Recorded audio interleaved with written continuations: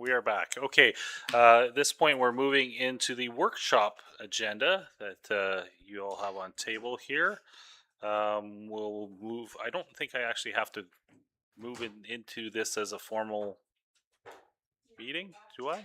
Uh, Correct, Mayor Blackwell. The meeting is Part of the. section 2.3.2, the council procedure bylaw. Rules governing council meetings are hereby suspended when council is gathered for the purpose of council workshop. Okay. So we'll move right to item 5.1 whenever Ms. Glassen is ready to talk about the first push at the budget.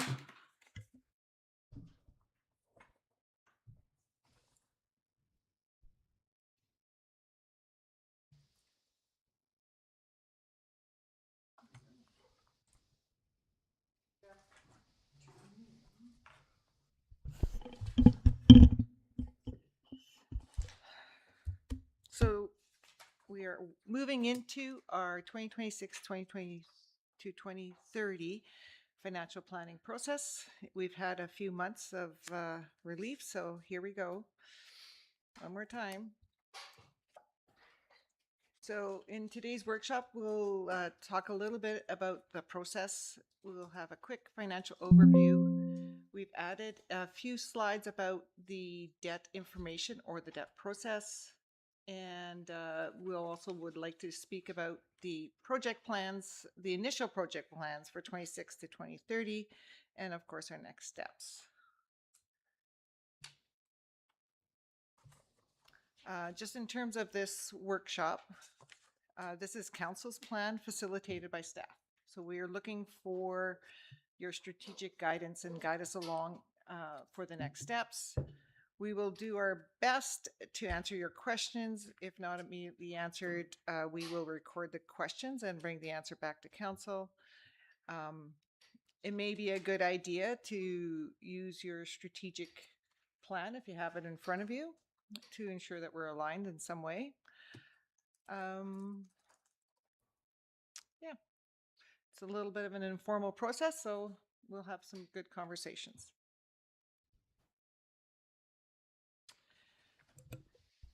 The steps, we're right in the beginning of this process, so we're in the blue box today. But it will move quite quickly between now and Christmas, as we should have some of our water sewer bylaws completed before, for the fees and our fees and charges completed before the end of the year. We'll have another chance for updating the operating budgets and public engagement, and finally our financial plan bylaws and our tax bylaws to be completed. And just as a reminder, when it comes to finalizing the tax bylaws, we look for something called a revised roll, which is received by council or received by staff in December or early January. Or sorry, that's a completed roll, and the revised roll comes in January or February. Council then approves the property tax bylaw, and we move through the process of the issuing the notices and the collection of property taxes. Any questions on those few slides? Just quickly on the bottom line there, late payment fee. That's a 10% penalty on your property tax total. And when does interest start accruing? The following January. So 6 months without interest, and then interest at. Yep. Yeah. Okay. Yeah. So the day after the due date, Okay. all payments get a 10%. If they're not paid, they get the 10%. Yeah. If they pay on the second day after the due date, they still have the 10%. Right. But interest doesn't start. And interest doesn't start, and it's a prescribed interest by the provincial government. It starts in January. And what's that interest rate about now? Roughly 7%? It's 6 or 7%, right? Okay. Thank you.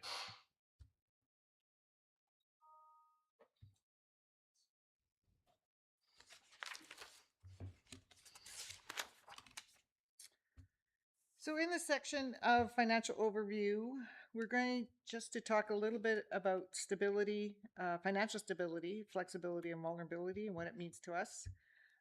We'll talk about our general planning principles, our starting point for 2026, and our current reserve and debt situation.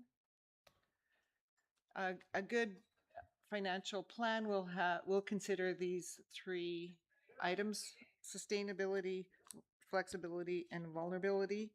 To be sustainable means that we can we can provide services for a long period of time. We will be able to save up savings during that time so we can continue to provide those services and have stable property tax, reasonably stable property tax charges throughout those period. On the flexibility, having flexibility allows us to take advantage, the district to take advantage of rising opportunities that may come ahead of us, or also to respond in emerging issues like emergencies. If something should happen, at least we have some kind of something put away so we can respond to an emergency. As an emergency fund right now, we look at our unrestricted surplus as our emergency fund. As we're calculating it, it should be about 25% of our operating revenue. And at this time, we're thinking it's about $1.3 million, and we're well into that range. And where we talk about financial vulnerability is how do we protect ourselves from these peaks and valleys of property taxes and costs and inflation and things like that. For us, this is probably where we are a little bit more vulnerable.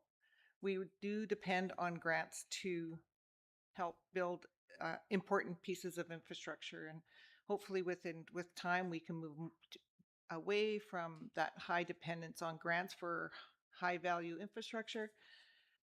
But it would take some work and long-term strategic planning to accomplish that.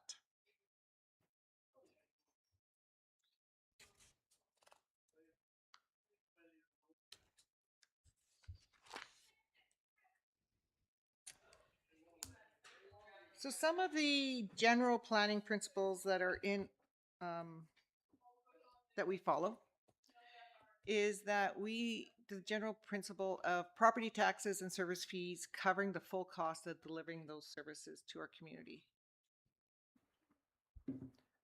We talk about the water and sewer fund covering the expenditures and debt payments for and reserve deposits for future projects for those funds as well. So the user pay philosophy is used in our financial planning process. Projects to be prioritized and funded accordingly. 2026 projects should be adequately planned and secured funding if they are in our financial plan. The district often has projects that are almost planned and we've applied for the grant but may not have received it yet.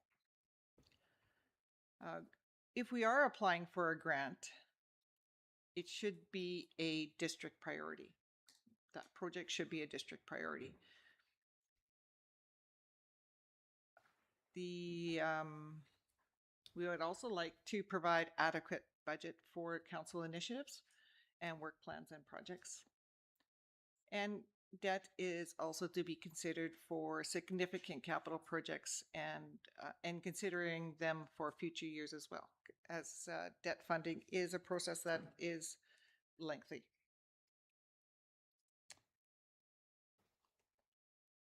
Our major source of revenue is user fees and property taxes. Any questions so far? So I just want to go back to principle number 1, property taxes and service fees should cover the full cost of delivering services to our community. What is it, all services? And I speak specifically about maybe some of our recreation programming and the sportsplex. In recreation planning, the fees for recreation planning obviously do not cover those costs. So property taxes do as a result. It is not a user. Yeah. It is a subsidized activity. Okay, so I just wanted to check what that exactly meant, because sometimes subsidized activities are because it's a community value of what's important. So if we even look to the TNRD, I would say that libraries were probably one of the greatest inventions since sliced bread, and it provides a measurable value to communities, but it is a service that has to be compensated. So I appreciate that clarification. Thank you.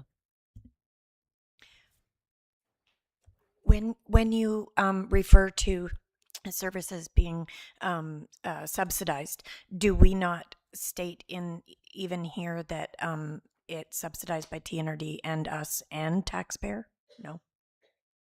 This is the remaining amount that is subsidized by the District of Clearwater. Oh, gotcha. Yeah. Yeah.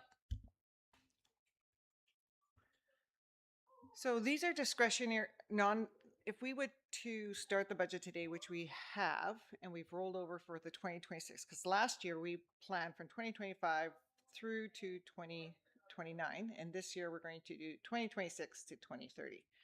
So as a starting point, we've looked at what we said last year would be our starting point for 2026. And part of it is increase in labor and salaries of 4% and benefits. CPI is, last time I checked, it was year to date about 2.6. I'm using 3%, so it's reasonable. We are still absorbing some major cost contracts in 2026 from last year. And we have no new debt, and we'll probably have limited change in non-market change, which means limited new builds coming onto our roll. So we have probably some challenges ahead of us. However, it's not looking too bad at this point. At this point, we're looking to add about $200,000, just not adding any more dollars, just taking what we had last year in 2026. $200,000 or 5.7% over what we had last year. What that translates to in terms of potential tax increase is about 6%. So that's our starting point at this point. Some of the, on the revenue side, we built in 5% increase in water fees. We built in 10% increase in sewer. The sewer fund is challenged. And we built in only the CPI increase in septage. They have been increasing a lot over the past few years, and this year we've built in CPI increase in septage. And in the other fees and charges, we should expect at least CPI increase over the next 2026 into 2026 as we bring forward the fees and charges bylaw. Well, that's one thing we probably should build in so that we keep up with the increasing costs that we have to manage those services.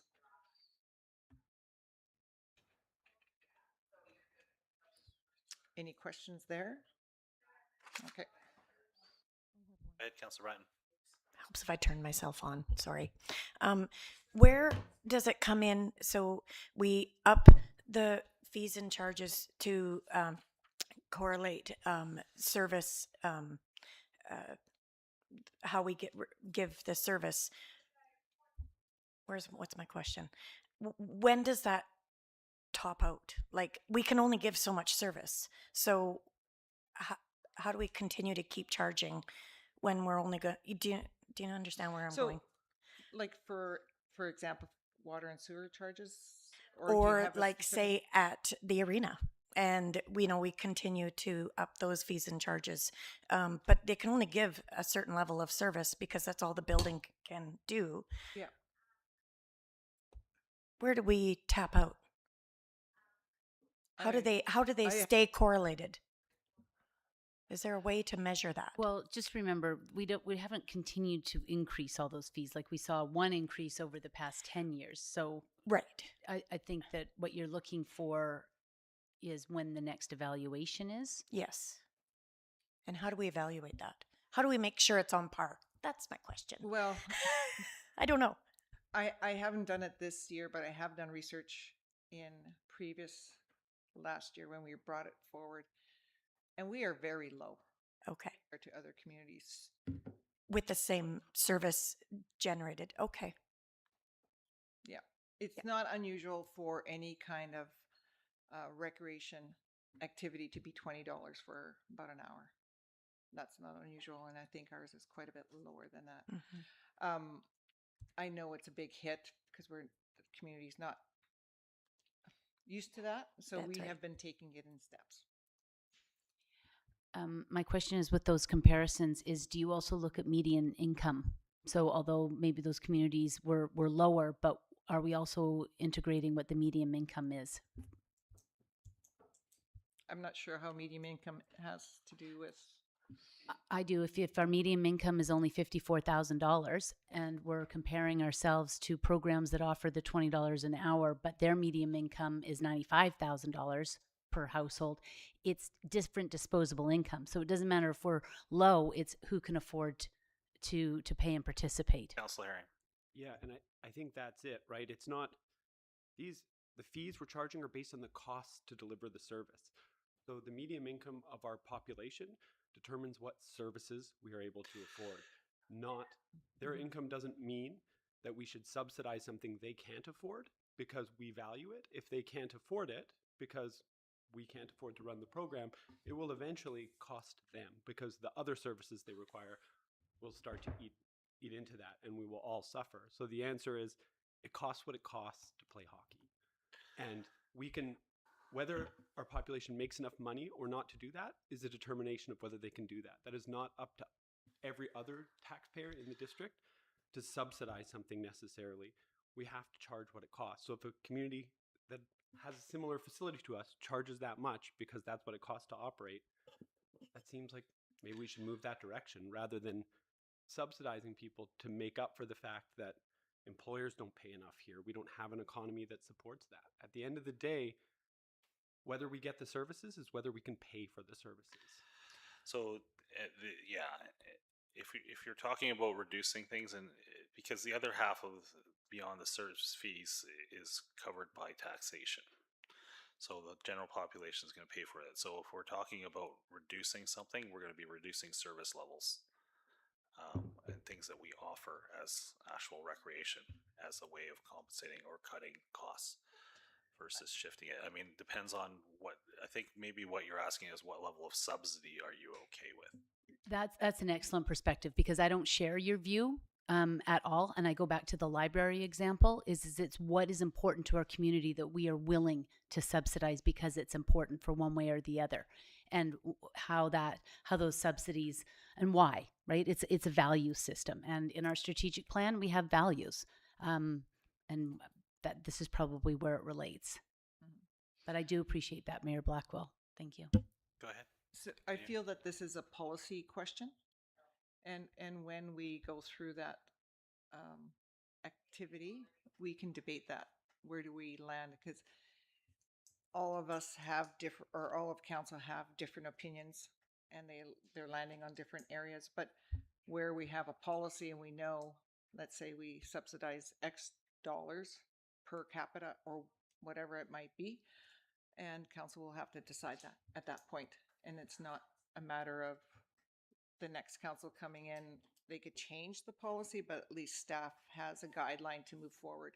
And we're all singing out with the same policy book. Okay, moving forward. In terms of our reserves, DCCs, and unrestricted surplus, you have a new report on your desk from our staff report. It's just updated because of an amendment. So the purpose of this slide is just to allow council to see where we are with our reserves. We have three general funds: the general fund, the water fund, and the sewer fund.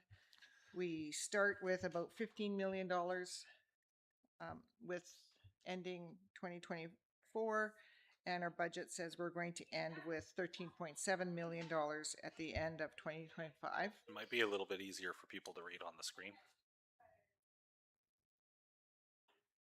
Yeah, I don't know. Right here, 13 point. $7 million. In the operating funds, in the general, we have $1.5 million. In capital, we have $3 million. In other, that is a group of other types of reserves that are neither capital nor operating. It includes our community enhancement reserve as well.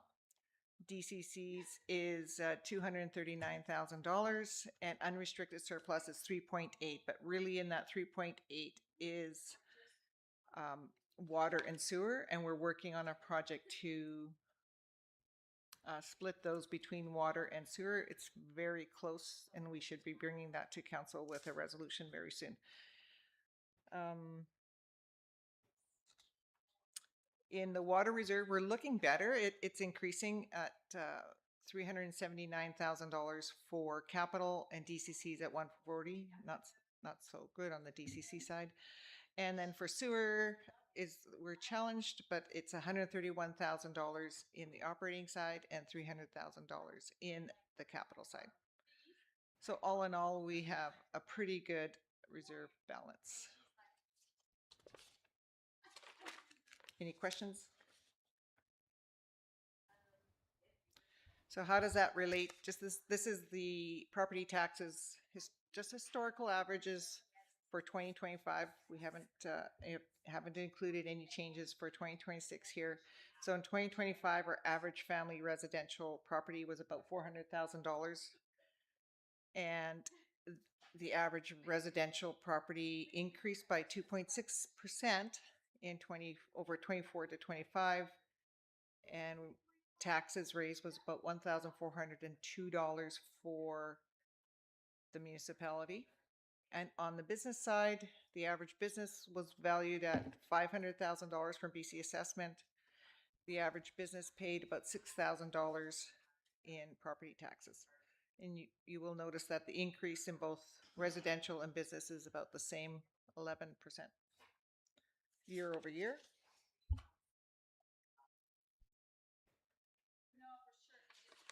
And in 2025, if we took the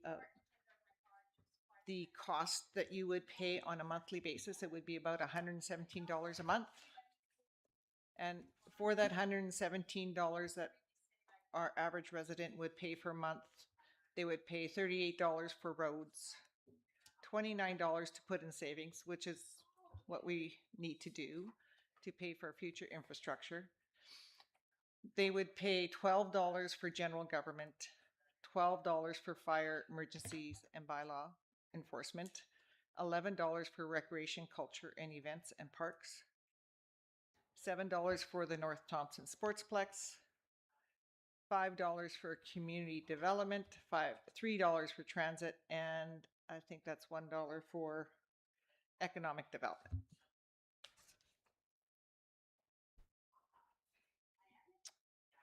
Now I'm going to move into debt financing, and this is more of an information. The district only has about $80,000 left in debt, so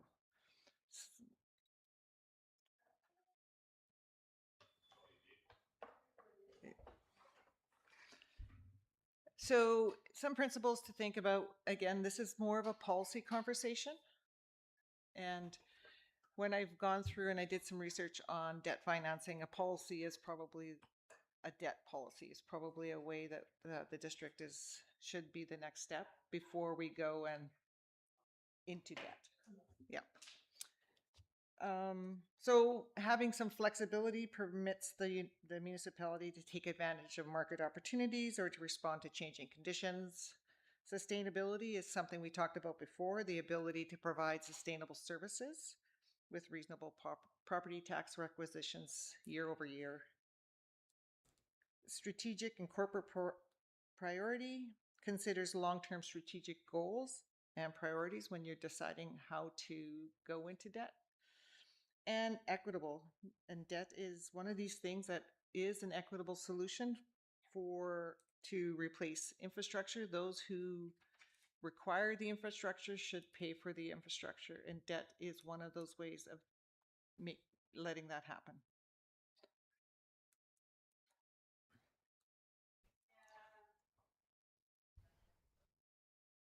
So debt financing is a legislative process. And in some cases, it's a long legislative process. And there's certain strategies that we should consider. We don't need to go into all the details currently, but something to consider or ponder about is, do citizens pay up front for, or do citizens pay upfront for reserves?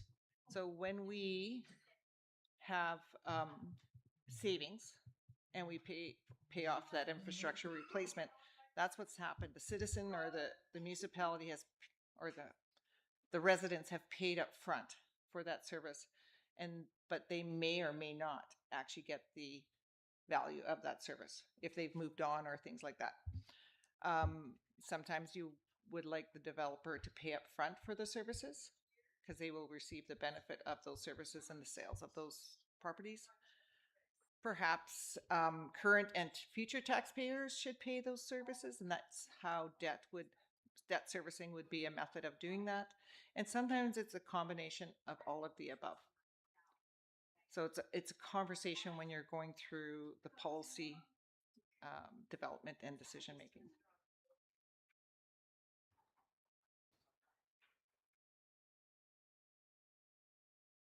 So the district, we've talked before about liability servicing limits, and I don't know if I can. Nope.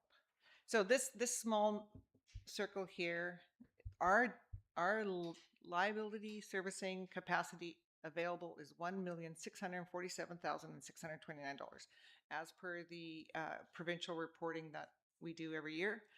Now that translates into, that is servicing every year. So that translates into a big number, about $20 million, $23 million. If we look at 25 years at 4.57%.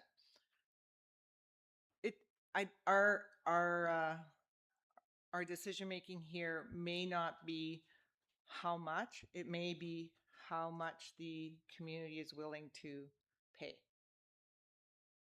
Because $1.6 million of servicing every year is a lot of money. And to be over our resident base is a lot. So the interest rates at this point, as I checked the other day, is for 5 years, it's 2.98% at MFA. For 10 years, it was 3.78%. And for 30 years, although I think they issue a 10-year portions, but at 30 years, they listed at 4.57% interest.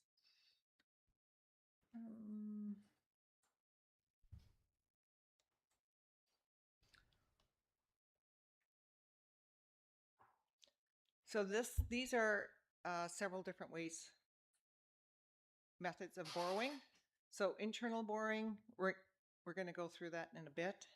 Short-term capital borrowing, we're going to go through that as well. Revenue anticipation borrowing, this is used when it's like an overdraft on your bank. We don't have this bylaw in place. It's a good idea to have the bylaw in place.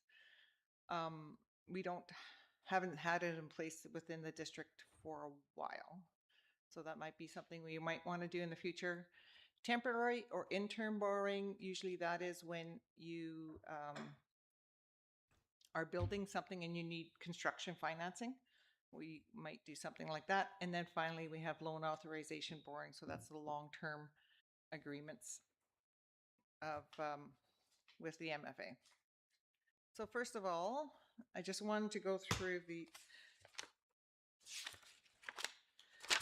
I just wanted to note before we get into these borrowing types, in June of 2025, there was an approval, there was a change in the approval-free zone of borrowing. So that means you can borrow, but you may not need to go through the approval of the electorate. And that has changed to 10% of revenue, and that just having a quick look at it today, it is significant. And so it's like $500,000 of servicing costs. So that is a significant amount of money that we could get started if we needed to go through the process. In exchange, yep. Okay, so here we are. This is internal borrowing. This is when you lend from one reserve to another.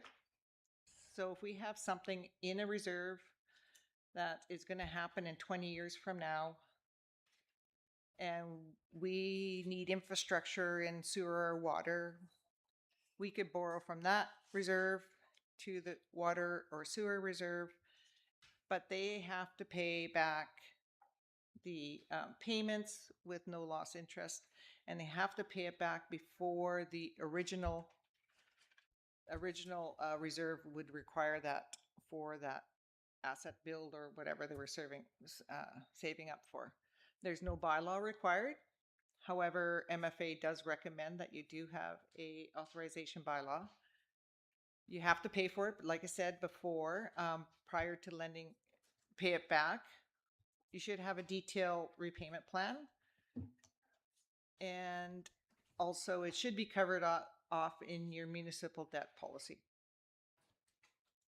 So that's another option that's relatively quick if we would require it, and just need to pay it back before, and the loaning reserve can't lose money on it.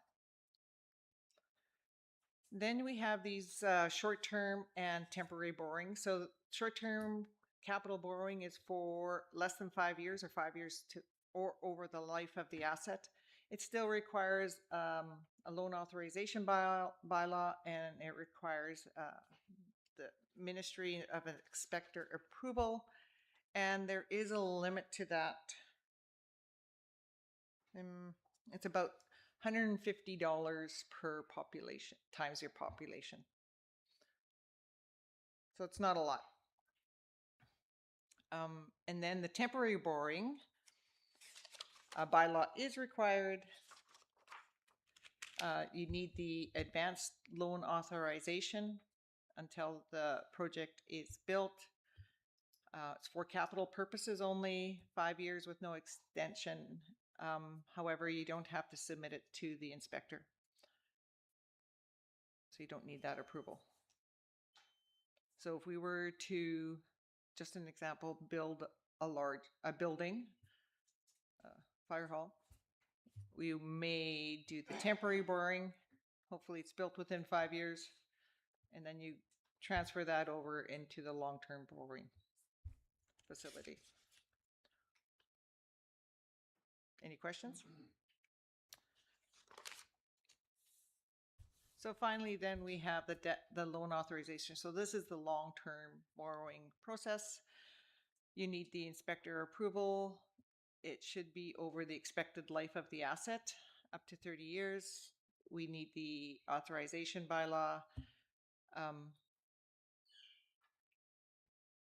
Must use it for what the municipality apply for. You can't apply for it. Is that a bird? Can't apply for it for a building and use it for a piece of equipment. You need approval of the inspector of municipalities. We do need public engagement. So it's either elector assent or the AAP process. It takes about 10 minutes. If everything goes your way, it takes about 10 months from beginning to end. Yeah, no kidding. And then MFA has issues twice, so it's in the spring and the fall. So the whole pre-thinking when you're going to need it and where it's going to be, we would, if the council decides to go for long-term debt for some of these projects, we would be working with MFA to make sure that we have the timing properly.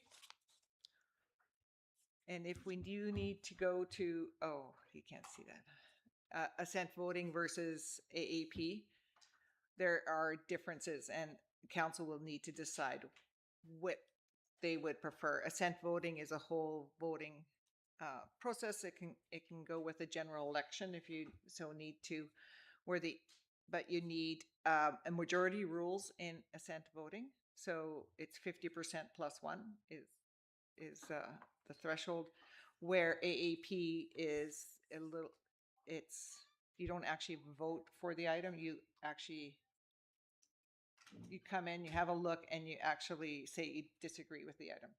So if you have 10% of your voting population disagree, then that fails. Yeah, so basically you put it out there that you want to borrow money under alternative approval process, AAP. Yeah.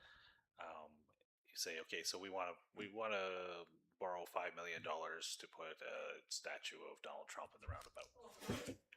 So, what would we do a sign up sheet or a registration sheet? If 10% of the population walks in the door and says we are not doing that, it fails. If we then decide that we really need this statue in the middle of the roundabout, we could go to assent voting, at which point we go to the general population and it requires 50% plus one to pass. Anything less than that, it fails. And this has happened, both versions have happened in Kamloops and I believe in Quesnel the last few years on borrowing, where the community has come back on both AAP and assent voting and said no to projects. And then the local government has to decide how they want to proceed, either by reducing costs below the borrowing threshold or maybe trying again with another set of proposals. Aren't those quite costly to provide? Are those types of voting situations? Assent voting would be more costly than AAP, alternative approval. Yeah. Yep. So you're basically, with assent voting, if you're not doing it at a time of election, you're basically paying for a by-election. Yeah. Plus. Yeah. So as you're moving us through these projects and helping us look especially at some of the infrastructure costs, I think what you're suggesting is if there's projects that would require a borrowing process that would tie into an election process, this is the year to consider that planning. If we can get it even through by then, because that, Well, 10 months. Yeah. Start tomorrow. any other questions? I think each situation and each project would have a decision, council would have to decide which way they would like to go. And don't forget about the approval free zone. We have some flexibility. All right. So now I just wanted to go into, the projects, and the projects that are listed have some priorities. And this is the priority matrix that we have used. If it's a 1, if the following. So direct alignment with the strategic plan, critical to maintain levels of service, and urgent to health and safety. So those are the ones that we would have considered number 1. Number 2 would be service level increases, non-tax funded, operating cost savings, and required to comply with policy and regulations would be number 2. And number 3, it would be good planning, but not immediate or urgent need. So I would just like to go through the project list that we have in front of you in your package. It would be page 7 of 8 and start with the capital. Councillor Herring's got a question. Oh, sorry.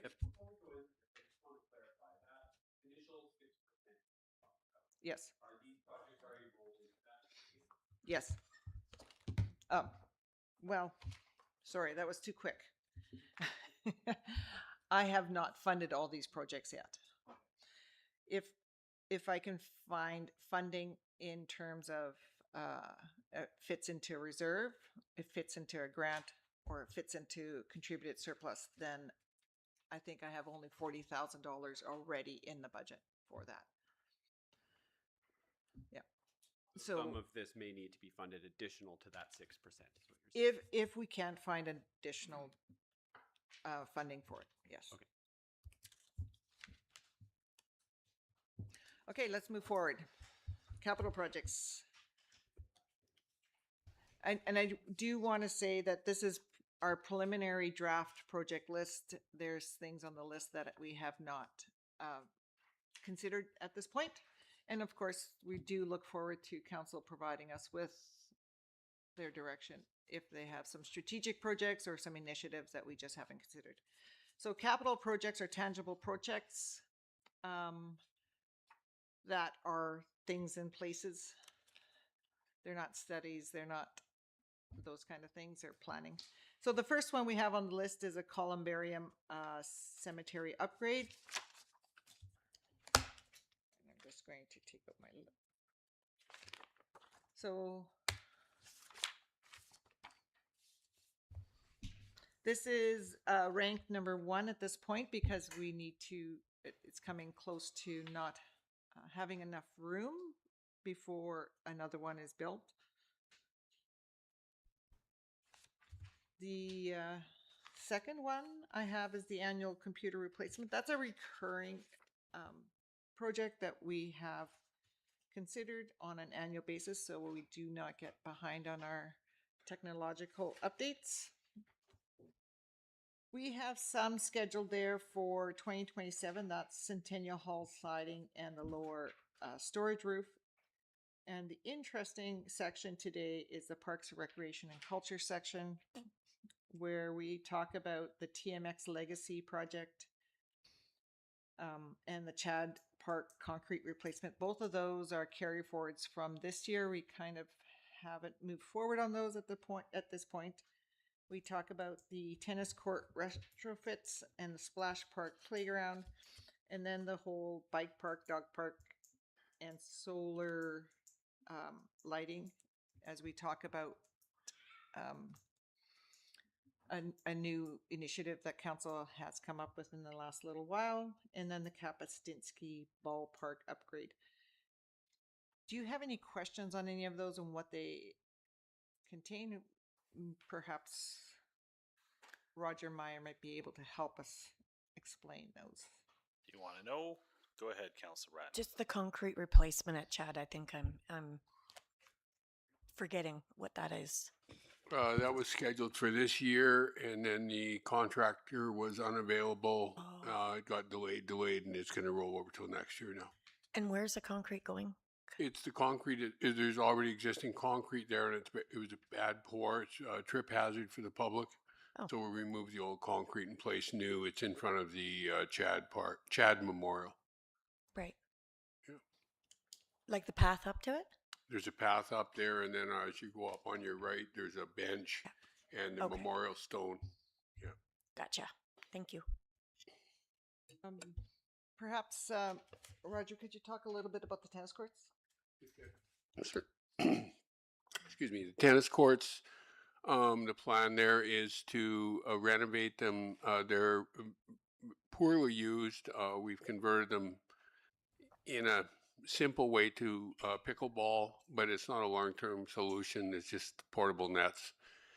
We'd like to, and as well, the pad is badly cracked, so it needs crack repair, repainting, paint 6 pickleball courts there with fencing. And pickleball is very, very busy. Tennis is very quiet, but we would still have 2 tennis courts. So this project has been on the books for a while. Is there, in the process of this, are we going to look at how we put money aside in the event that we are not successful for grants? Because pickleball is going to continue to increase in popularity. So how do we eventually address that? There's no plan for that at this time. But we could talk about that plan at what point? Absolutely.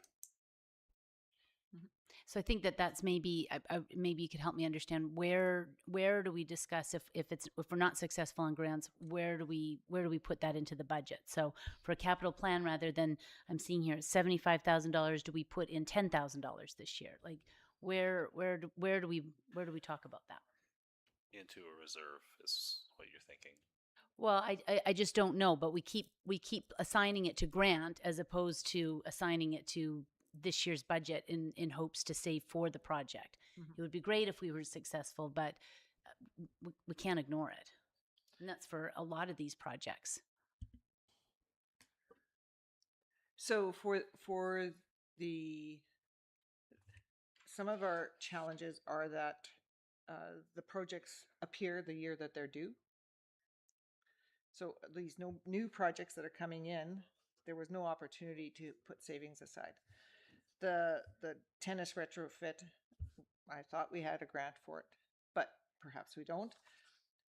Perhaps we can fund it through surplus if that's something of council priority. If council wishes to put $150,000 to recreation, capital recreation reserve, we could do that, but it would be taxed. Be basically Or for- whatever that is, right? So 4 to the longer 5%, term, yeah. yeah. So for the fire protective services, that fire engine has been on the books, and I've been trying to put money aside. However, the needs change, and as the needs change, that reserve depletes. We put more money in, the reserve depletes. So that planning and that consistent discipline to stick with a plan is important, but sometimes we need to be flexible, and that's kind of what we're working with. So supplemental to that, and I think that everybody can relate to that. Anybody who runs a household appreciates that there's competing priorities and emerging needs. Have we ever had a reserve for parks and recreation? Yep. And is that an area where we could actually add more to it to address these things? Because I don't think we've ever done it. I don't think we've made it a priority or had it enough. Whereas, for example, the Sportsplex, we are fortunate with some of that forward thinking in the past that we have it. Can we do the same for parks and recreation? The district has a community parks capital reserve. We have $29,000, maybe $30,000 in there. Right, but how much do we put into it each year, or is that? It doesn't. Our bylaw doesn't say that we put money into it. So unless it's an exceptional resolution that council directs staff to do that, we would not have done that. Is that something you would recommend that council do? Is make a resolution to move forward in that direction, or is that just a discussion of council that we can undertake as we go through the budget process this year? I would recommend that we review the projects in the future years and then put aside the funding required for those projects in future years. If your priority shifts and you don't, it depends how much you want to put away, right? So if the priority is, the fire and the sewer and the water, and maybe recreation is a priority, but it might not be number one priority at the time, the council has to make those decisions. So it's a little difficult for staff to say, I recommend that, because I haven't seen the whole plan. So move say forward. suggest say it's a priority of council to have pickleball carts in place in 3 years. We would be essentially assigning 1% taxation into reserve for 3 years. At which point, 3 years from now, we would create those pickleball courts at $75 to $80, almost $90,000, because you're going to be looking at cost increases as well. So we would be having a 1% tax increase for 3 years just to look after pickleball.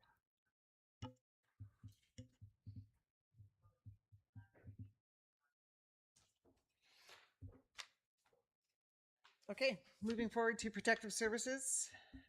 You now see that the fire engine is there at 2027 and 2028. And the fire hose attached to that fire engine. However, that I suspect that will be more than what we've got listed there. I think. Yeah, go ahead, Mr. Johnson. How is this?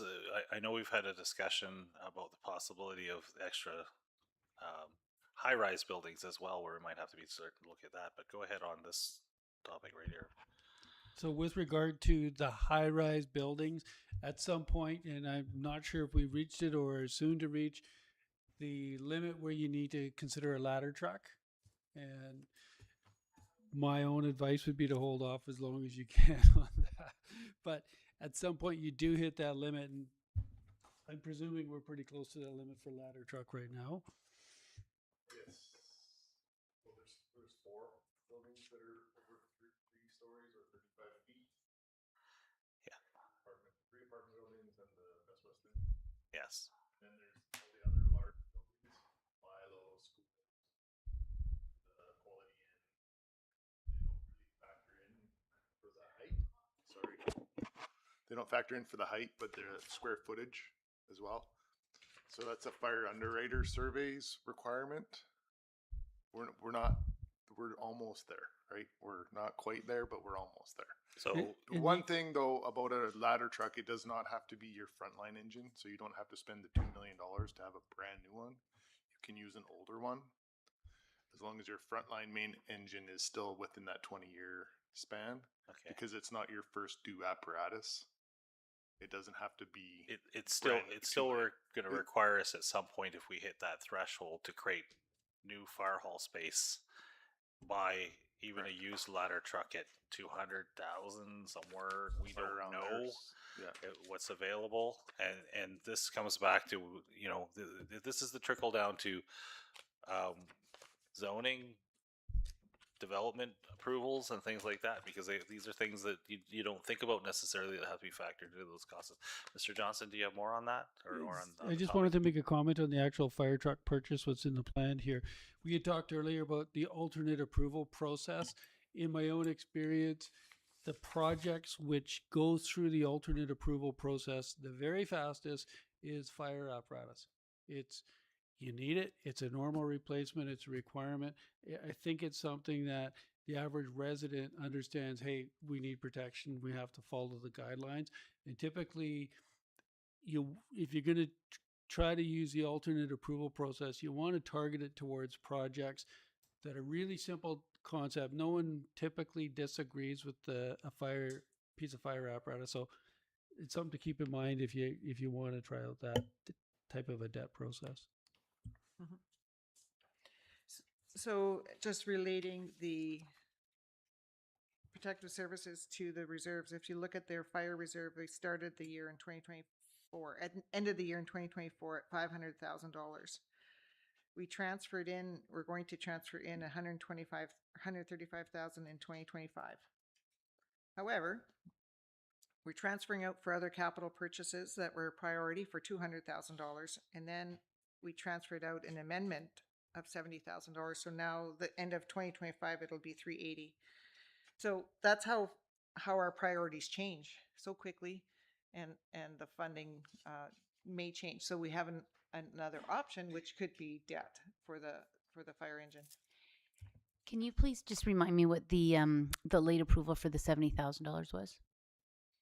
The amendment to the Yeah. financial plan, Yeah. that one was for the fire chief truck, Okay. duty. Yeah. Okay.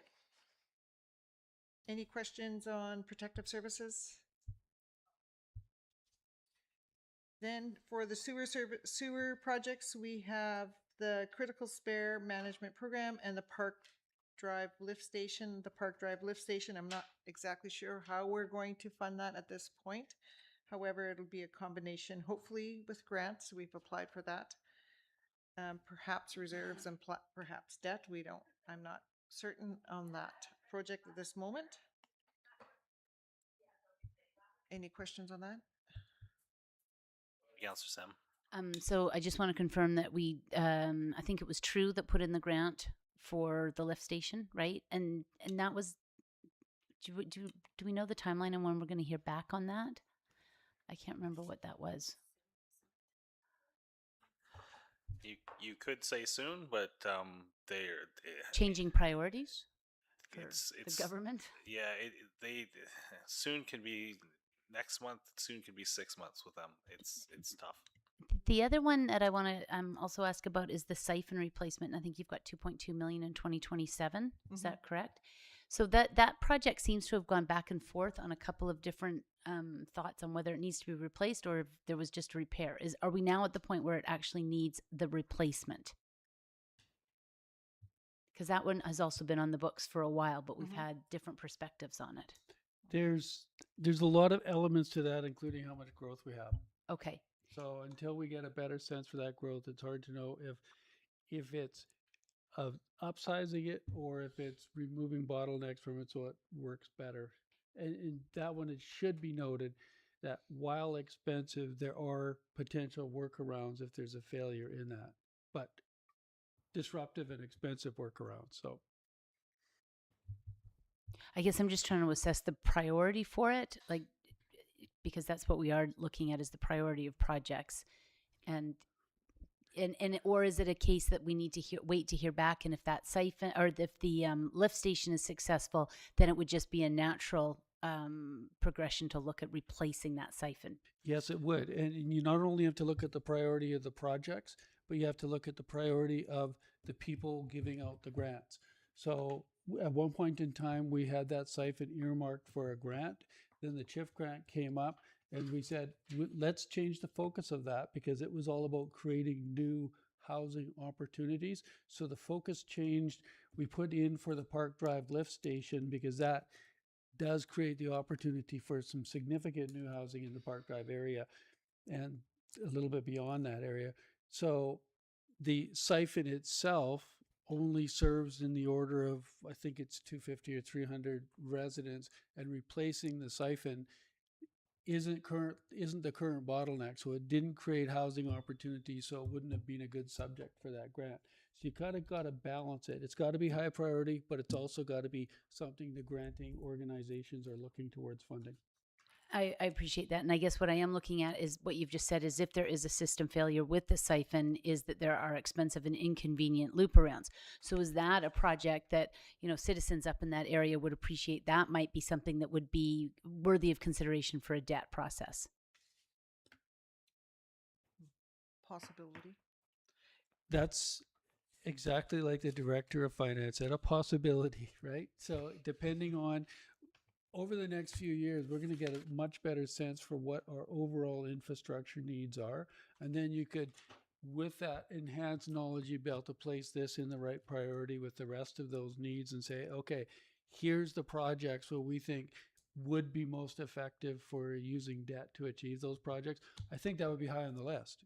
It's an important project. No one's saying it's not important, but we don't know what that full list looks like at this point in time. And you have to think about who's paying the debt for that project. If it only is the sewer users that are getting the advantage of that siphon, then the sewer users should pay for it. And that amount of money And then is how going much? to have to go for public approval. Perhaps. Perhaps, which is the hard one, because when you're talking about something that isn't of great interest to people but is necessary, and would have significant impacts, whether through taxation or parcel tax or however we manage to do it, if we were to do solely with that, and it had to go to a public vote, it's going to be a struggle. I guess it would also help understand, because we've only ever really talked about it as the siphon, but who are the actual end users? So like if it's the hospital, for example, that's on it, that might be, that might weigh into the discussion. So it's not like understanding all of that, like who the impact is and why that is a priority. But like looking to staff is, where does it fit on the priority? And I think what I'm hearing from CAO Johnson is that as our needs emerge, that is something of high consideration. Is that what I'm getting? I think it's a fair characterization. Thanks. Any further conversations over sewer projects? Total transportation projects, we have the recurring project for the annual roads program. We are not quite certain exactly which roads will be done in the 2026 year, as we are just finishing our roadway assessment study. And once that's complete, then we will probably have a better idea which roads would be fitting into that project. The Brookfield Bridge railing has not been completed, so we're carrying forward that project. However, it is rated as a 3, so yeah, anyways. The Clearwater River Bridge, the riprap replacement, that is the $6.2 million project to replace the riprap underneath the Clearwater River Bridge. And that is 100% grant funded, which we have received. And then we have a few projects for a grader and line painting in 2027. Any questions regarding the capital projects in transportation? Go ahead, Councillor Ryan. I don't, it's not so much about the projects. What I do have a question about is line painting. and just because we're talking about transportation and roads, up by Park Drive, they painted the crosswalk across Park Drive, but they didn't paint the lines. Yeah, I was supposed to ask about, Is there, sorry? supposed to ask about that, sir. Oh, just curious if that's Ministry of Transportation, us, Argo, who is that? That's a great question, and we can find more information Okay. and send you an answer. I don't know that off the top of my head. Sorry. Yeah, I know. There's too many people at play. So Harry, So the Brookfield railing, my very favorite project. To clarify, who owns that bridge? Is that so? It's district property. We'd be responsible for replacement. Yeah. Correct. When do we have in our infrastructure master plan the replacement of that bridge on schedule? is that covered under our roads study? I know that there was significant structural upgrades done to that several years ago, because Mr. Prime is also shaking his head on that. I don't know when the actual bridge replacement is slated, or if there's one on the books at all.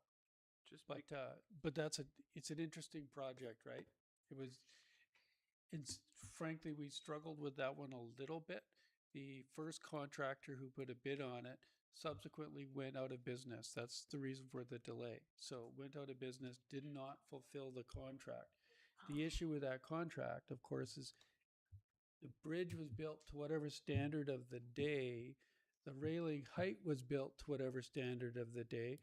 But it is a public safety concern because the railing is quite low, and that's a well-used bridge, including people on bikes and people walking. So the question is, at what point do you decide to replace areas where it's kind of a identified potential safety risk? And council that question came to council, and council said, replace it. So that's why it's still in the budget at this point in time. But it was challenging because for those reasons. Well, I mean, it's a priority 3, but it's still on the books for 2026. And I'm wondering, can we punt it down the road further?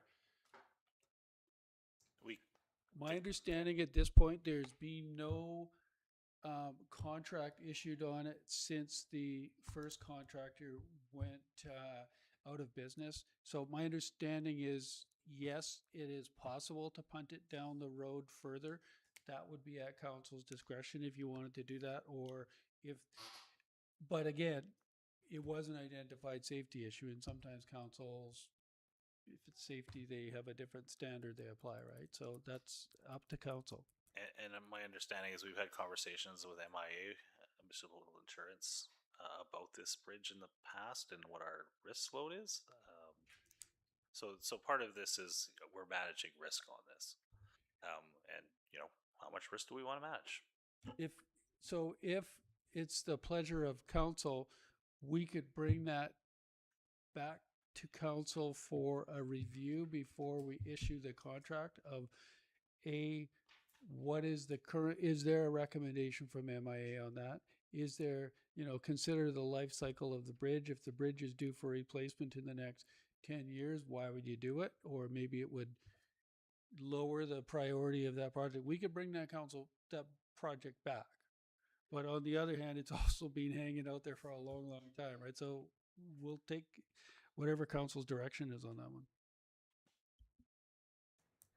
So, I mean, for me, I love the idea of punting this one because it's the project I'm always trying to punt. But I think the answer to the question of should we bring it back sits with the rest of this table. Am I going to be the one who votes against this and everybody just wants to keep doing this? Am I the odd one I'm out? okay with having a larger discussion about whether or not we tie this into a bridge replacement, Yeah. depending on I like when that bridge, bridges last an awful long time.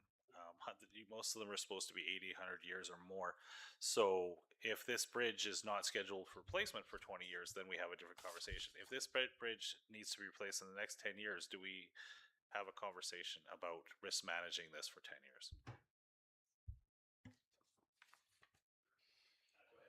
Sorry, one more wrinkle. I just had a little sidebar conversation, and apparently with the last structural upgrades, that life of that bridge was expanded substantially. So we're looking potentially 40 or 50 years even. So I don't know if that weighs in on where council wants to go. I think it does, but I think maybe we still want to have that conversation about risk management on that bridge. Is that what you're feeling, Councillor Herring? I'll leave it to the rest of council. I think you guys know where I'm with you. Yeah. So we want staff to bring a report back on that in relation to. Do you want to make that motion? I'll make that motion. Yep. Okay, seconder. Can you just say your motion? Okay, And I'll so be happy to the second. motion I'm proposing is that staff bring back a report to explore the necessity of completing the Brookfield Bridge railing work within the next year, potential alternate timelines to complete the work, and the relationship to the Risk. remaining life of the asset or the infrastructure asset. Second. Further discussion? Yeah, this one drives me nuts too. Mm-hmm. Yeah. Okay. All those in favor? Good.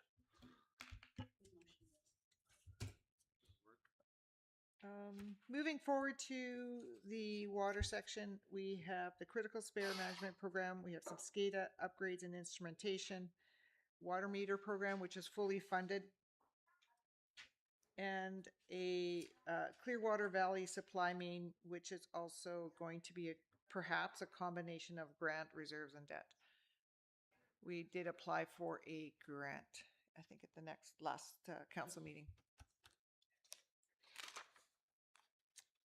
Any questions on those? So moving forward then to, does council have any direction for staff to look at any other capital projects or initiatives in the capital plan? I don't know about for this year. Perhaps in Thoughts? future years, we could do homework. Yeah, I mean, some of the things that have been suggested, Councillor Sim and I have both had the idea about,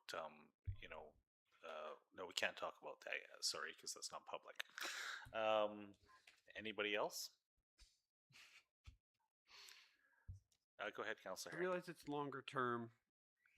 The need for a new fire hall, is that something that needs to be placed in this category? Because, I mean, we're talking already about potential ladder trucks, all of this stuff, and we're expecting growth to be fairly large scale as we come into the potential for a mine.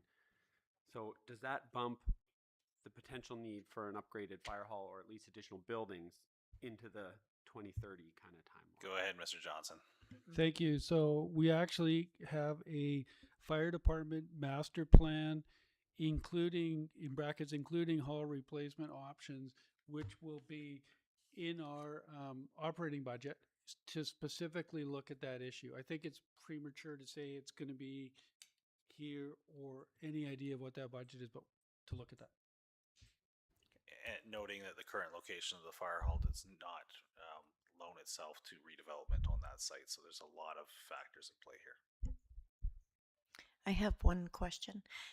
Could down the road, doesn't have to be within the next 5 years possibly, but expanded parking for Dutch Lake up on the hill, if that could be, that's closer to the vet clinic there, but it's more on, like it's on our property. Oh, Yeah, we've looked at. There should be a plan on that somewhere. isn't it coming on the open house? Yep. The Dutch I, Lake I corridor? think it's going to be chatted about at the OCP, but I just, if it's comes out of there. We've done 2 or 3. We've actually done an official plan for redesign of Dutch Lake, which is back in the archives with quite impressive one. But yeah, yes, look at that hill sky and the challenges with that at the top of that hill, Yeah, because there's like- I think that's a fair one to put on there. Yeah. And of course, that topic is coming up tomorrow night in the open house, the Dutch Lake corridor, including some drawings and stuff like that. So it'll be interesting to see if the public has identified that at all. Go ahead, Councillor Sim. So I'm not sure if this would be considered under capital or otherwise, but I am interested if there is an appetite to explore information kiosks throughout the community. We see them in other areas. Sometimes they're used for tourism purposes, but I also wonder if if kiosks could be used for water level discussion wildfire, any types of public service communities that we can't always rely on, whether it be social media. We're seeing a demise of, different channels for dissemination of information. How do we communicate to the public, especially when we need things about water levels, wildfire risks, evacuations, anything? So some sort of a kiosk thing that could be of information to the community. I like it. All right. Yep, go ahead, Mr. Prime. Through the chair, just a question on the info kiosks. Is that like an outdoor digital billboard, are you thinking? Yep. Okay. It would be an outdoor let me just see. So it's an information kiosk. It's digital. It would be weatherproof.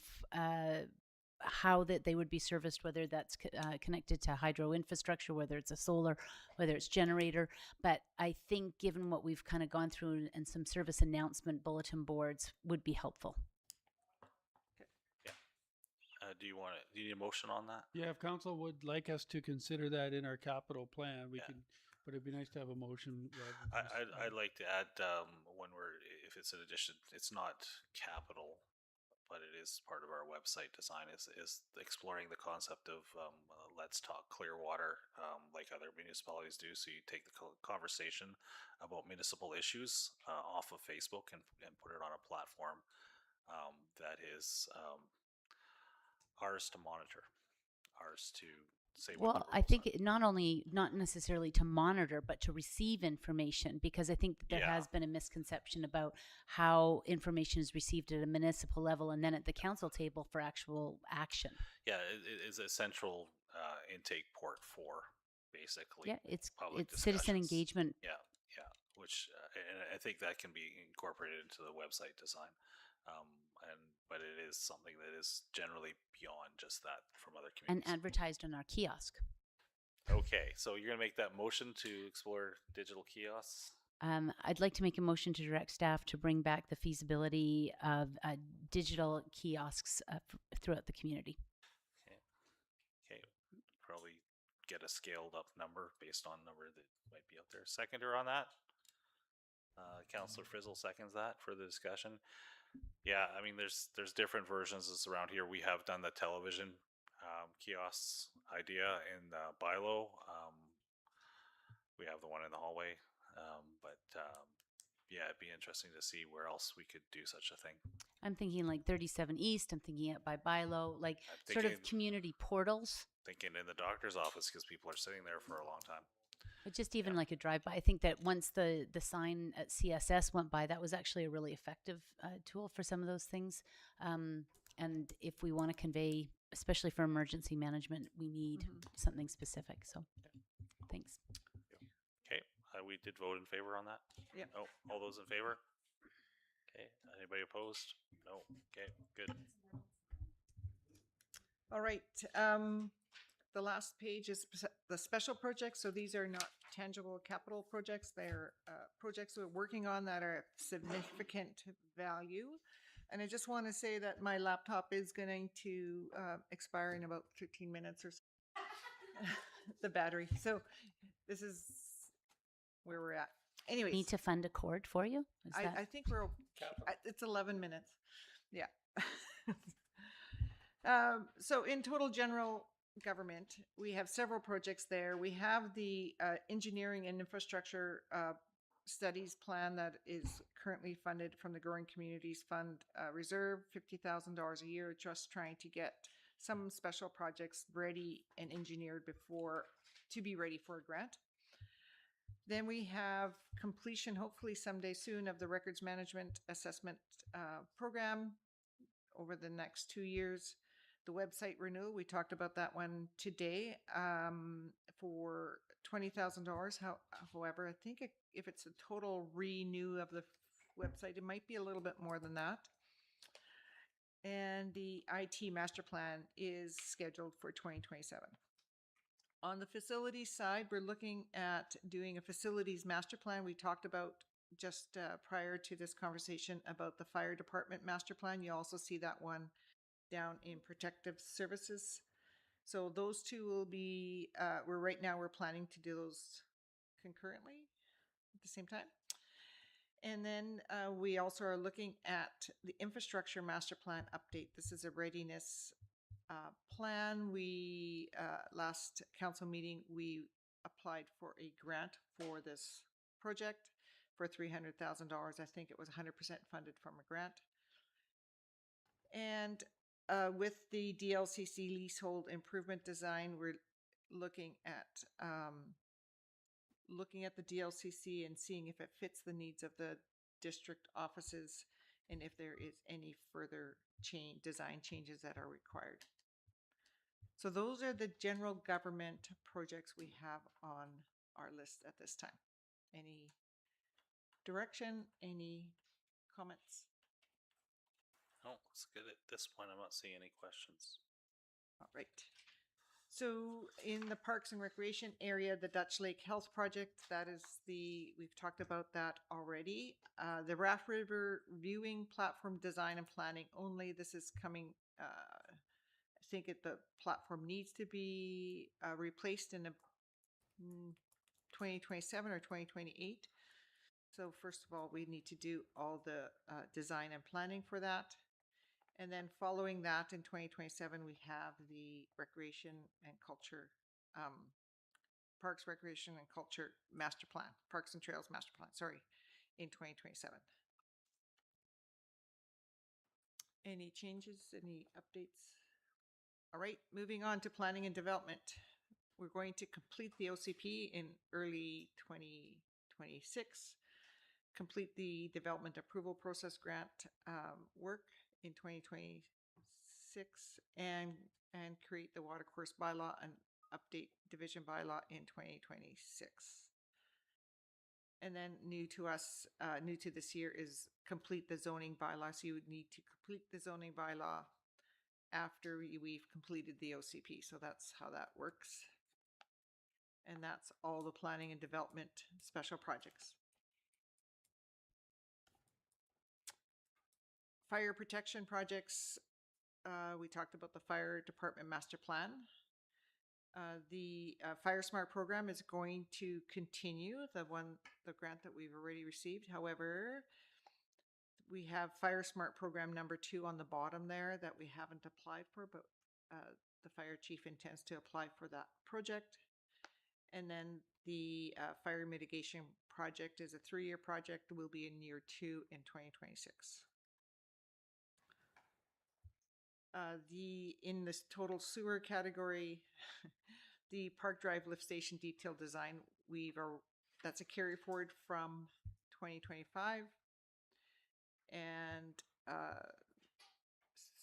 we are required to do some sewer flushing in 2026 as well.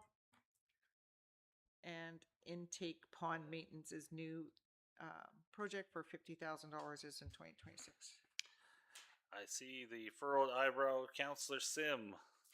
I just want to understand the Park Drive lift station detailed design. If we've submitted a grant, would it not have required the detailed design, or we get the money and then design? How did that go together?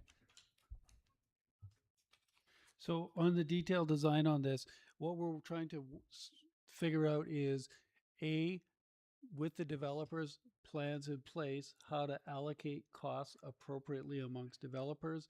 B, what the sizing is depending on the specific, depending on the amount of development we see in that area. And then as well, trying to when we put the grant in place, it was we need to build a new lift station, upgrade our Park Drive lift station. Here's the order of magnitude cost, but significant amount of design still needs to be done around the collection system coming into that, and then basically how those costs get allocated. So if we're not successful in the grant, do we still do the detailed design? Yes. I think the answer is yes. Okay. And then the reason why is we know that area is ripe for development. Okay. We know that even no matter what happens with Taseko, that is still going to be an area that is really prime for development, for housing, for whatever else happens, some limited commercial perhaps, for whatever else happens in that area. So you're seeing it probably as a the proactive investment into development. Yeah. Okay. Because thanks. if you don't do that, if a developer comes to you and says, I want to do X, put this big of a subdivision or create this type of a building, then you have to start from scratch again, which is a problem that we've had where it's like, okay, now we got to figure out what we need. Whereas you want to be ready when a developer comes, you can say, okay, this is what we need to do, and here's what your share of those costs will be. My supplemental and last one on that one was, how long would that type of planning take? Like, would this be something that we could do as an early approval? Are you talking about the design? The design. Well, I'm just wondering, because sometimes things take a while, but if things heat up quickly, is this something that would be a good proactive measure to act on sooner than later? It's already in the 20. You already approved it, right? Yep. This is my understanding, and I stand to be corrected. This is a bit of a carryover project, Yeah. so we're already working on the project. This is the amount Okay. Okay. that's being carried over. Thanks. Thank you. And then we have two more.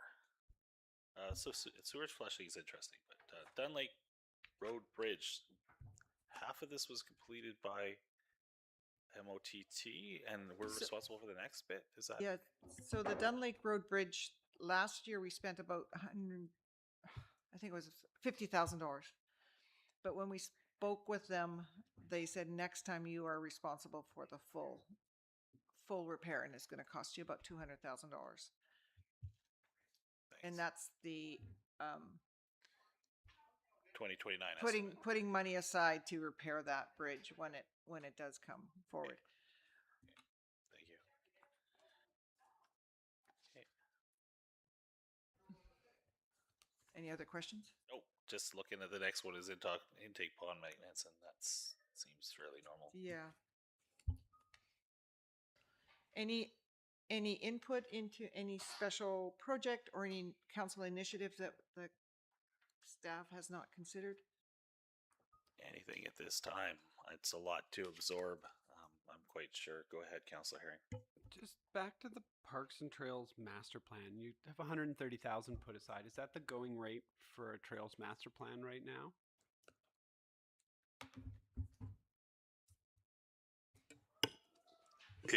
It was.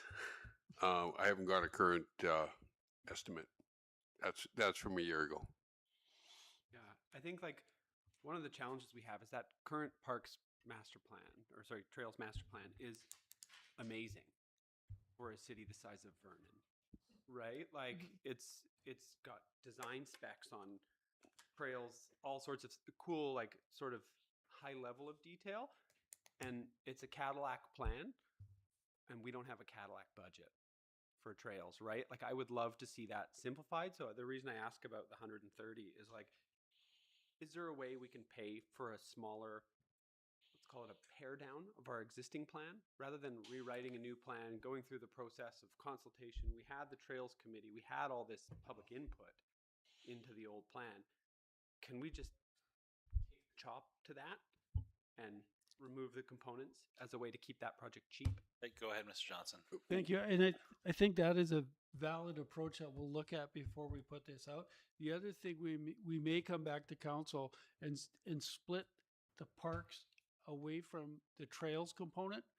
Some council knows that we're working on parks with proposals in front of council right now, or dog park and bike park. We may want to be able to do some more kind of overview planning on that and split out the parks, because I think it's actually probably in some ways the higher need than the actual trails component. So this is in there as a bit of a placeholder, but it wouldn't surprise me if we don't, like I say, split it and maybe move some of that into 2026 as well.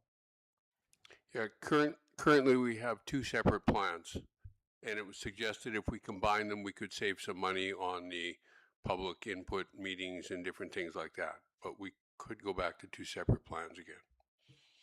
Okay. Thoughts on that? I actually think we should have two separate plans, but that's just me. So, but You think two separate plans? I think two separate plans, one for parks, one for trails. And would you ever see trails as actually coming under roads in the form of active transportation? Well, those are two different topics. Under roads, not really, but active transportation, certainly. We could consider it under that lens. And in fact, there is active transportation is an area where you can get grants, both for the planning side and then from the actual doing the project side of it. So I think that's a valid consideration for some of the trails. Obviously, other trails are not so much transportation as they are recreation trails, right? So Yeah, and I appreciate, and especially with the emergence of e-bikes that we've talked about at this council table. But I do wonder about putting it under the roads budget to a certain degree, and it might not work, but only because you look at how many of those trails are connected to our roads. They are connected in terms of some of the infrastructure that's required, the barriers, the snow clearing. Like, they're a system. Yeah, and that's part of the reason that I wanted to have it as a separate, suggested that we keep it as a separate plan, is quite awkward. It's annoying to our residents. I know it's annoying to our residents that we pave a trail next to a road, but we don't have the dollars, infrastructure dollars, or capital to pave the actual roads that's there. It'd be nice if we could tie some of those opportunities together, but fully understanding that quite often active transportation grants are sexy and available, whereas paving your average roads grants aren't. So there's going to be usually funding for one of those two things, and it's usually going to be active transportation. So how do you tie that, not so much in grant dollars, but in planning those two things together? That if you're going to be doing, say, a trail, new trail, or a trail upgrade along, say, I'm going to use the one that I look at every single day, which is the old North Thompson Highway out towards the gun range, needs paving. There's a huge section of that needs paving. Do you incorporate a active transportation route, slightly separated, completely attached to the paved surface there, a bike lane / walking lane on that same stretch at the same time that you do that? Do you do those projects concurrent? If you were to do those two, do you think about it that way? And that's kind of where my head is around, and there's multiple places in town where that could occur. That's kind of where I was thinking, is how do you tie projects together so you can stretch potential funding? Yeah, economies of scale too, especially when you're talking about things. And I'm not in favor of continually adding new pavement to this town, especially as active transportation routes, but there are some places where it makes sense to do that, and there are economies of scale if you're doing road paving at the same time to have those things that are adjacent to them done. All right. We made it through the paper. We've made it through the paper, and my laptop has Died. decided to take a nap. So the next steps for the financial planning process for us would be to, next time we see each other would be, or in planning, is the fees and services and fees and charges bylaw, and that will include the utilities. So that's water and sewer and septic, as well as any other changes to the fees and charges bylaw. And it's all in preparation to ensure that those fees and charges are updated prior to the end of the year. Think further before we go into the regular agenda. Okay. We're going to go into the regular agenda. It is currently 3:32. Let's take 5 minutes. See you back towards, I'm going to say 5 minutes, which is 3:38, but we're going to see you at 3:40.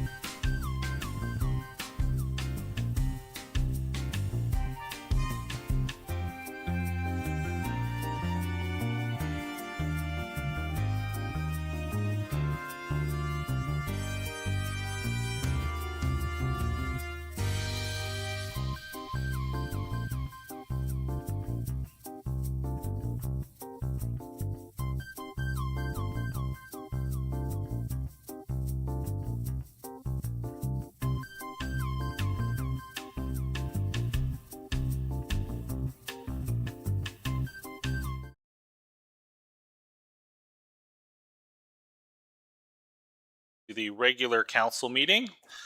Hey, look at that. We're back into the regular council meeting. My mic just started working. I already did the territorial acknowledgement. Are there any light items that anybody would like to add to the agenda as presented? Not seeing any hands up, so we'll move to the adoption of the agenda. There is a recommendation the agenda for the 21st of October 2025 regular council meeting be approved as presented. Can I get a mover and a seconder on that, please? Somebody stick their fingers in the air. Thank you. Councillor Sim, seconded by Councillor Bratton. All those in favor? Are there any declarations of known conflict of interest or pecuniary interest on this agenda? Seeing none. Director Zhao sent some comments in via email. We will record those in the minute. We have no delegations. Adoption of the minutes of the council meetings. Minutes of the regular council meeting held October 7th, 2025. Any errors or omissions? If none, can I get a mover and a seconder on that? Moved by Councillor Matheson, seconded by Councillor Bratton. Thank you, Councillor Bratton. All those in favor? And that pass. We have the adoption of the minutes of the committee meetings, and I see we have the minutes for the inaugural Public Arts Committee held on October 9th, 2025. Any errors or omissions on that? Councillor Sim. No, there isn't, but I just wondered if anybody had any questions about it. I appreciate Councillor Bratton listening in on the meeting. I actually watched some of it online. You did? Yeah, it was. I saw it on Facebook advertised, coming up live. Watched 15 or 20 minutes of it. Good discussion. Did you have any comments? When as it continues, and I know it's their inaugural meeting, so they're not just me, other people forget to turn their mics on, and that's a learning curve. So once they figured it out, it'll come better. But it was a good meeting. Very interesting. So you will see on page 3 is that there are a list of 5 proposed projects that we will be addressing at the next meeting. If there was any questions on that, but it is a really, very positive, enthusiastic group. They had a lot of good ideas. They really saw the value in sort of some cohesive planning. Yeah, any other questions? No, interested in the flowers and fleas and bees project, but anyways, some of those sound kind of interesting, and I look forward to see where they go. The vinyl wrapping one on number 5, utility box and light post standards. Just to give you a heads up that it's been suggested to the Legion that the ones at Red Small Park be done in a Legion theme if possible. That was that was certainly on the radar there. And hopefully we can get some community fundraising for some of this stuff as well, beyond what council decides to put aside for some of these projects.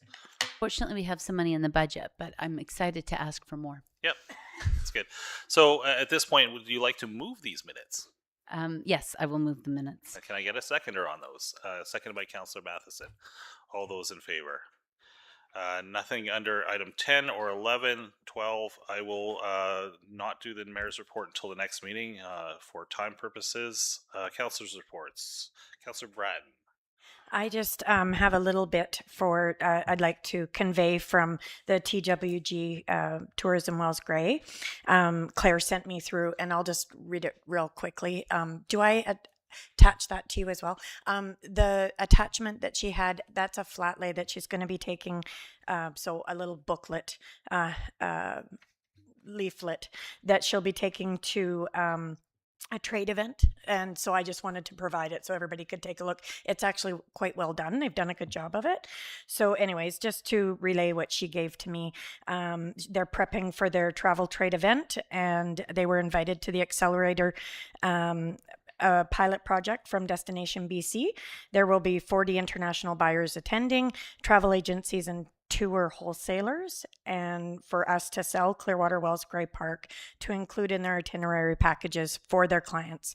I'm going to take a little diverse off that. They are really trying to push with bus tours and different tour organizers on how to stay in Clearwater, more than just to look at the set of falls, how to stay 1 or 2 or 3 nights. So, and they're quite energetic on coming up with plans for that, all digital ways to book these. She attached the flyer, and there's also a postcard that she's taking to the trade event. Oh, that's her business card. Okay. Oh, that's so they're getting inventive. Yeah. So it's yes. Anyways, I feel like I'm at show and tell. And the MRDT renewal process is ongoing. Tourism Wells Gray will give a presentation to DOC, District of Clearwater Mayor and Council in late November and present the votes and the new 5-year strategic plan. So far, they have had 2 in-person engagement sessions, had 28 people complete the online survey, and for the stakeholders to learn more and have their input in shaping this 5-year strategic plan. Strategic plan. The 2026 budget and tactical plan for them is being drafted and finalized by late November and will be submitted to Destination BC. Their next meeting is October 28th. And I attended the Ski Hill Fallout Fest. Very well done, and they it was very well received. Quite a few people came out. I had a little booth there. I haven't done that before. It was super fun.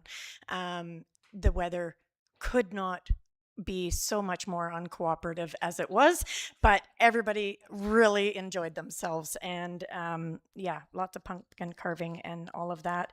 Lots of hockey at the arena. That was going well. And I actually just wanted to, sorry, I just have to bring this up. The soup kettle is starting October 31st, and that's at the DLCC here, and it's Fridays 12 to 1. I figure I should start talking more about the food security program since I do attend meetings. I forget that I should actually comment on what I learned there. And payment is by donation. And yeah, that's what I have so far. Thank you. Wait, Oh. one extra thing. We did do a tour of Interfor that was actually very informative. And then we got home and got a notice that they are on a 2-week hard shutdown that we didn't know while we were there. But in Mr. Koch's defense, he wouldn't have known that either. So that would have came down from head office. So super interesting times. But really appreciated his tour, and I learned a lot on how that operates there. I've never been before. And my husband's worked in the industry for 40 some years. Thank you. Yeah, no, that was fascinating. So, Councillor Frizzle, can we talk about stairs? I'd rather not. They're a terrible memory. Yes, I attended the Interfor tour too, and it was really interesting. And I did learn a lot. I did learn that they have to climb stairs a lot, up and down, up and down. That was my memory of the tour. That's my report. Thank you, Councillor Herring. Nothing to report. Thank you. Sorry, Councillor McKenzie is stuck at work today playing with trains once again. Councillor Matheson. Not a lot to report. I'm just getting back to the world of the living from having that bug that's been going around, and so not much to report. Thanks. Thank you. And Councillor Sim. Thanks very much. Yep, the Fallout Fest was well attended, 6 live bands. It was a great cooperation between the Ski Hill, Tourism Wells Gray, who wanted to sort of test the waters for what shoulder season opportunities might look like. I think it was a good way to start that.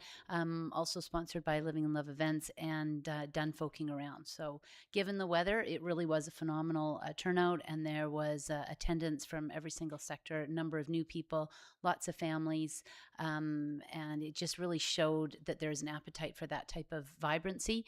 And it does, spark a conversation about how we move forward with live music in the community.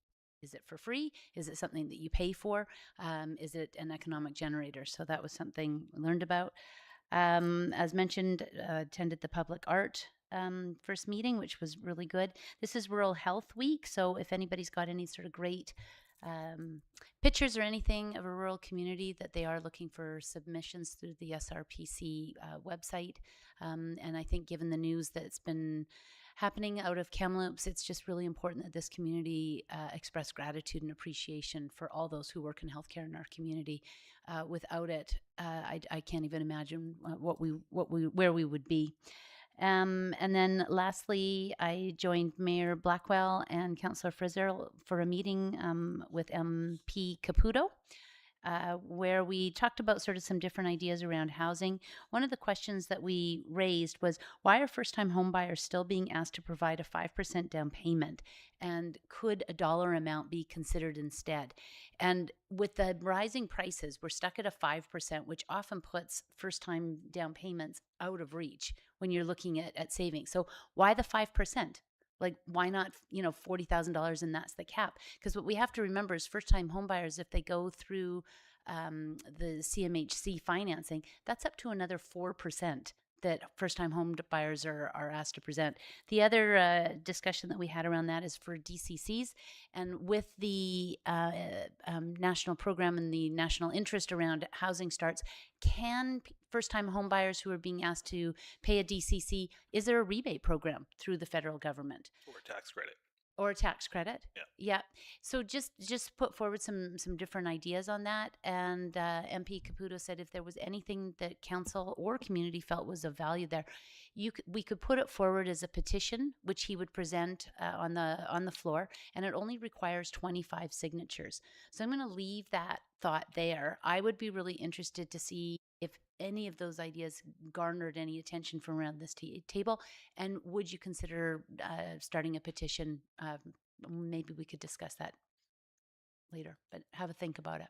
Yeah, no, it's interesting. I didn't know that was the threshold. It's kind of a fascinating thing, and I loved your idea on the some sort of credit for first time home builders, buyers on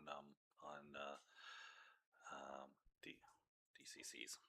There's too many acronyms in this business. There are the development cost charges, and for me, and I think that we share this around the table, is how do we look for the generations that are upcoming, and how do we help them, achieve the dream of owning their own home.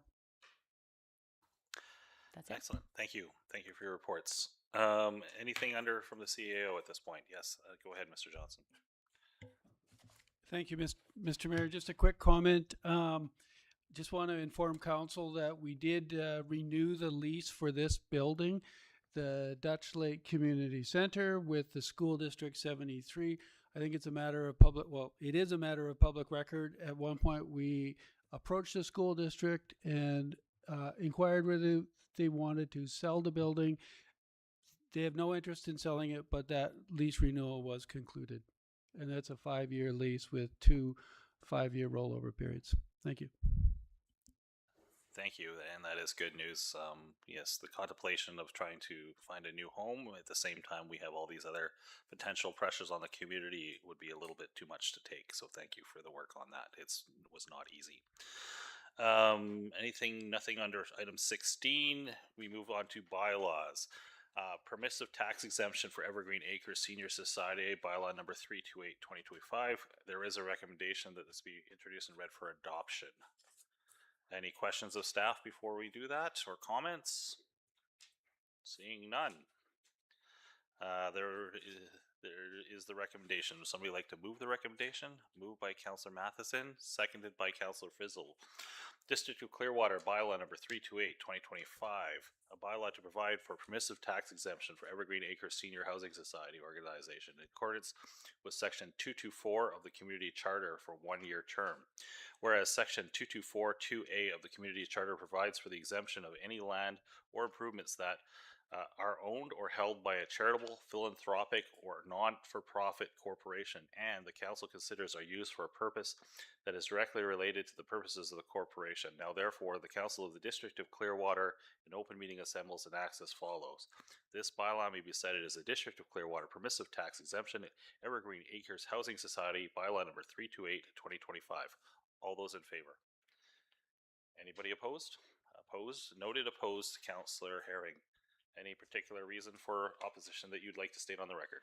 Yeah, just the same as last time. I believe we should be asking them to only bear a percentage. And thank you for those comments. We move on to correspondence information only. Hope Air.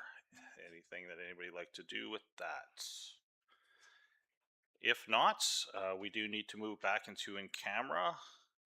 So we will take at this point another 5-minute recess in order to get everything shut down. Thank you, everybody. Sorry, I forgot one thing. Public question period. Annabelle. Okay. Okay. I'll try to bring it up next time. Thank you. Okay, 5-minute adjournment until we can get everything reset. Thank you.